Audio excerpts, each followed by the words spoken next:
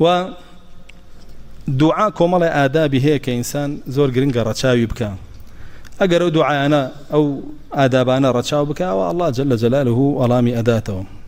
يكمينيان خالصا بو الله به وبزل الله بفارته جل جلاله دومينيان أو دعائك أيك بنهيني بك لضلي خويا وقشون الله جل جلاله القرآن فرمي ادعوا ربكم تضرعا وخفية خفية يعني لنا ضلي خوتا تضرعا يعني زليلي خود درب ربو الله جل جلاله يعني امرو خلقان يقنا ينبيني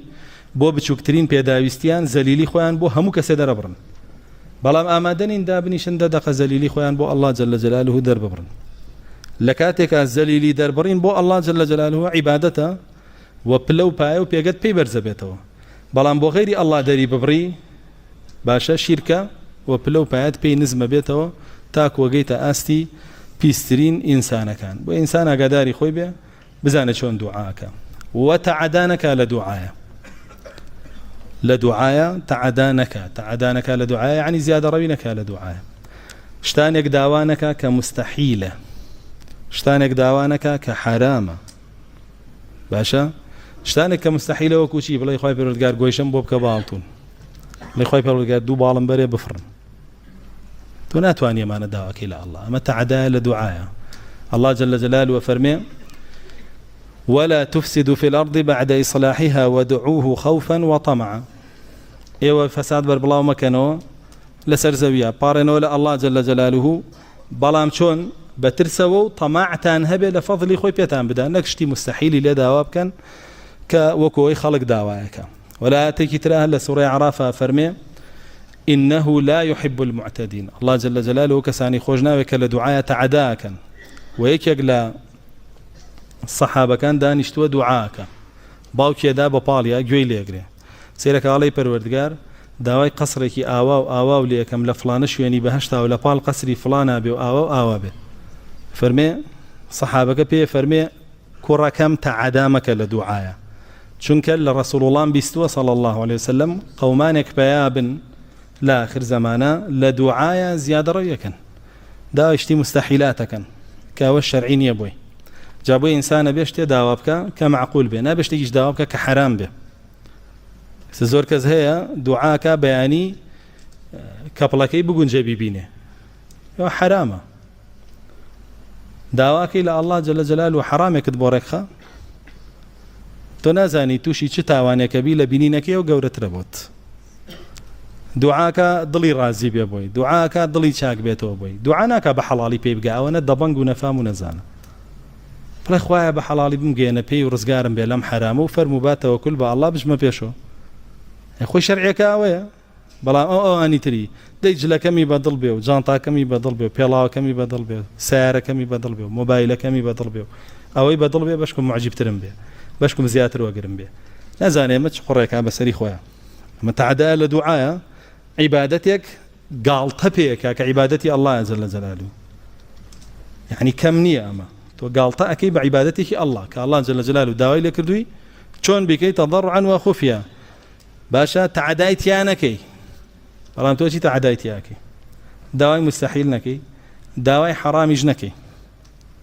وداوي اشتيكي جنكي كإثم به خرابكاري به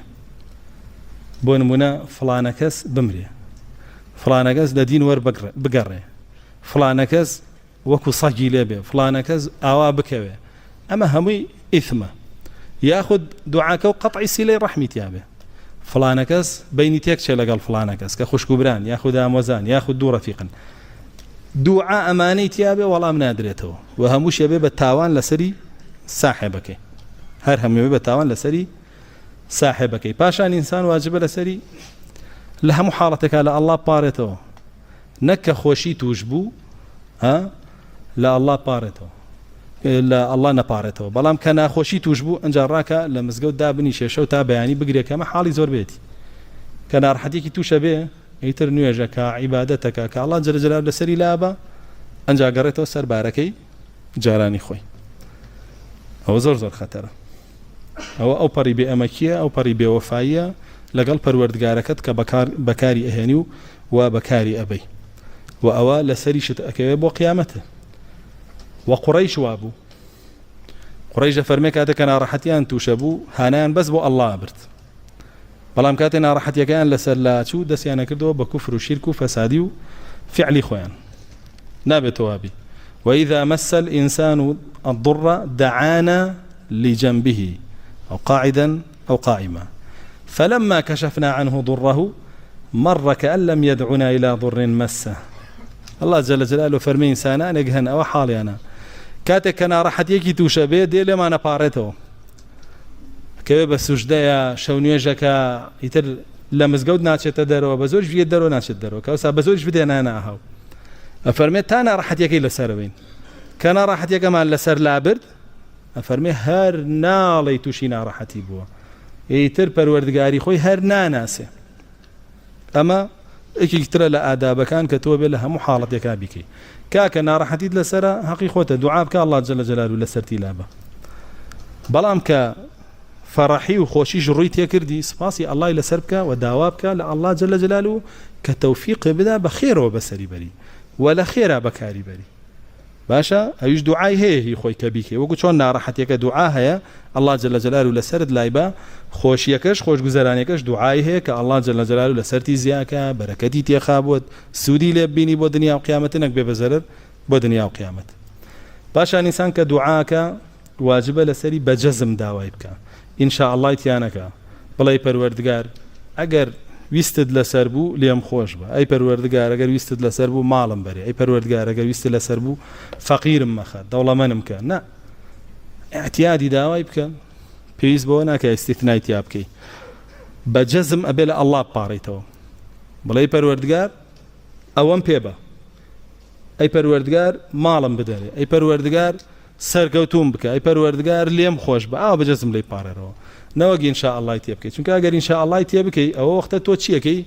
خۆت ئەسەپێنی بەسەر ئەڵڵایە اختیاریە تێ تۆ چی اختیار بێ بە ئەڵڵا بۆ مەکەی بۆم بکە بۆم ناکەی بۆم مەکە تۆ هیچ نیت تا اختیار بێ بە ئەڵڵا بۆیە کە ئەوە دوعات کرد دوعاکەت فاشیلە بێ و بۆ خۆی لە ناوەچێ و ئەبێ بە تاوان بەسەرتەوە نەوەک عیبادەت پاشان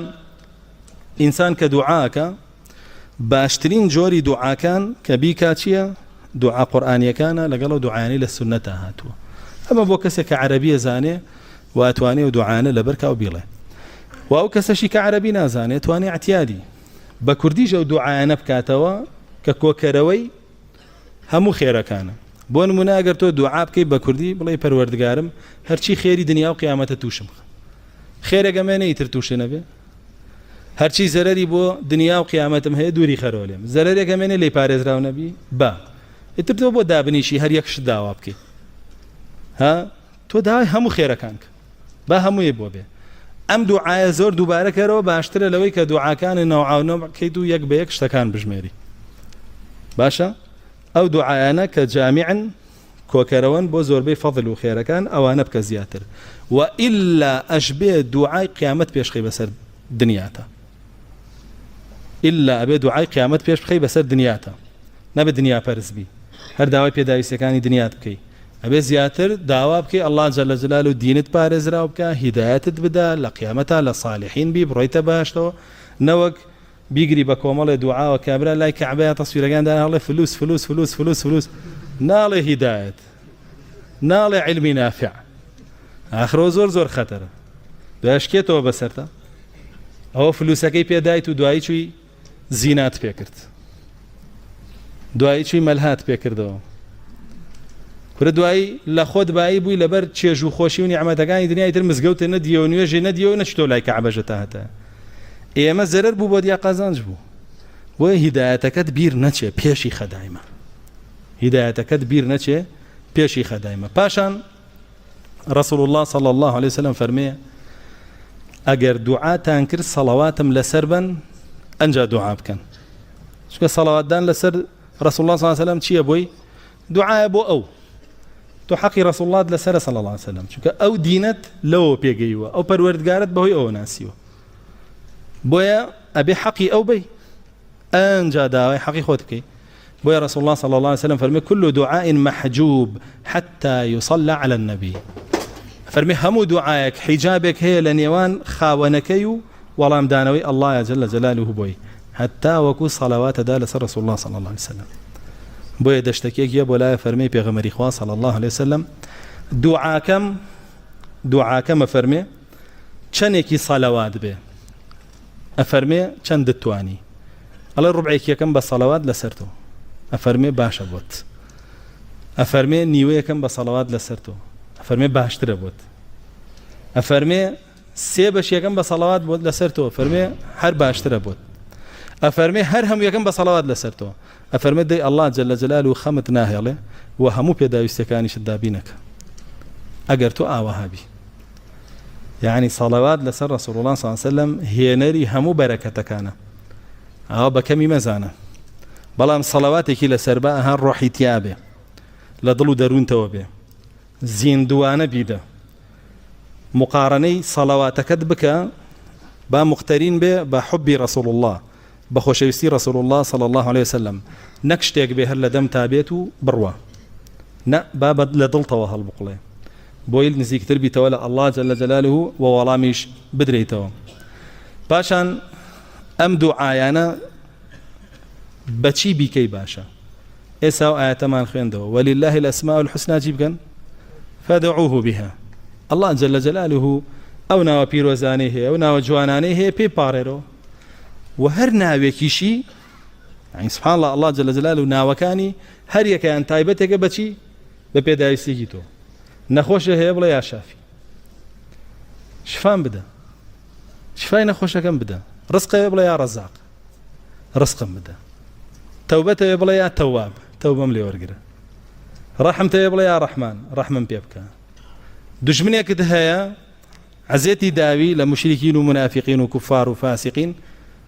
يا عزيز يا جبار يا ذو الانتقام انتقم منه طولي يبكى روبهم اگر بونا وانا لا الله باريتو جل جلاله جواب دانوي نزيكتره جواب دانوي نزيكتره شكو خوي فرماني بكردوا ولله الاسماء الحسنى فادعوه بها الله جل جلاله ناوانيه وتشيب كان بي دعاء بي بكن يتر دعاء عبادت بياخذ دعاء مساله بهدوشي هم بنا كان الله بكن جل جلاله او جواب تانا داته حتى هندقنا وهي لنا وكان الله بيوتر اسمي عظم كجاري كان رسول الله صلى الله عليه وسلم جيليه بدشتكيك دعاءك بياك دعاءك فرمي اللهم إني أسألك بأني أشهدك أنك أنت الله لا إله إلا أنت الواحد الصمد الذي لم يلد ولم يولد ولم يكن له كفوا أحد سورة قل والله أحد لقل دعاك ديك الله فرمي رسول الله صلى الله عليه وسلم فرمي سيان بو ذاتي جاني مني بدسا بارايا ولا الله باسمي أعظمي باشا بناوي أعظمي كأجر بونا وباريتوا إذا دعي به أجاب وإذا سئل به أعطى بونا وباريتوا لا الله ولا امتداته دا خوازيش اللي بكي بيدا بخشه بو إنسانها فقه دعائي هبه بزانت شونيك أم آيات بولا نيوان أو آياتانيا أبو شيوهاتوا بس بو يبتوبله فير بدعاء شون بكي ولا يأتي كترى رسول الله صلى الله عليه وسلم فرمي ناوي عظمي الله جل جلاله لدو آياتا آياتي كان الله لا إله إلا هو الحي القيوم آياتي كان وإلهكم إله واحد لا إله إلا هو الرحمن الرحيم بويا بزانا شون بنا وكاني الله باريته وكامان بيش أخي بوي الله جل جلاله ولامد بداته يكي كتلا عدابا كان بريتيا لويكا ضلت زيندو بلا دعاك شنك رسول الله صلى الله عليه وسلم فرمي لا يقبل الله الدعاء من قلب لاه ساه غافل فرمي الله جل جلاله دعاء لضل ورناقري كتي بي غافل بي بيقابل الله بيقابل أحكام الله بيقابل حرام وحلال الله تشيش بي لاهي بي هر خريكي له بي هر خريكي فليمو هلقه وقوراني أو بابتانا بي تشي بي أمضلا لاغي بي خريكي لغوة بي لغوش چيا هر شتيك سودينية بو دنيا وقيامته لقسا لكردار لبير كردنو او همي لغوه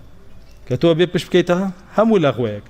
اگر ضل لم ضلانه ضل با الله جل جلاله دعاء قبولناك زور كز هي على كان صار دعاء كم ولا منادريته تو بشورو بدعاكته ودعانيه كابي ولا مي بدريته ام خالانا لسر خوجه بجيبك ان شاء الله الله جل جلاله دوعاکەت وەڵامەیەتەوە. پاشانێکێکی تر لە ئادابەکان کە ئەویش هۆکارە بۆ وەڵامدانەوەی دوعاکان بریتە لەوەی کە دوعاکەت زۆر دووبارە بکەیتەوە، زۆر بیڵیتەوە، تکراری بکەیتەوە. چونکە رسول الله صلى الله عليه وسلم فەرمێ الله جل جلاله پێی خۆشە